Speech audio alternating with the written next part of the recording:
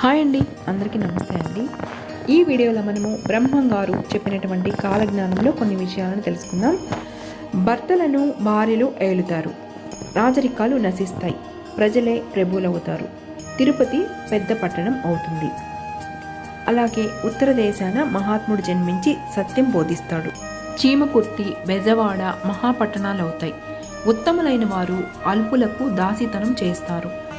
కాముకత్వం పెరుగుతుంది. భారతదేశాన్ని విదేశీయులు పరిపాలిస్తారు. మాచర్ల రాజులు మదమతి కారణంగా సమస్తము సమసిపోదురు. కోటి విద్యలు ఉన్నా కూడా కూడు లేక మాడిపోతారు. సర్వ వస్తువులు కల్తీ అవుతాయి.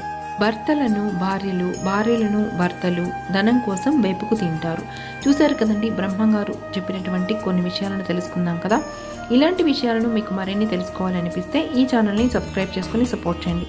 మీకు కనుక నచ్చితే లైక్ చేసి, షేర్ చేసి, కమెంట్ చేసి, సబ్స్క్రైబ్ చేసుకోవడం అసలు మర్చిపోవద్దు. మళ్ళీ మరో వీడియోతో కలుసుకుందాం. అంతవరకు సెలవు.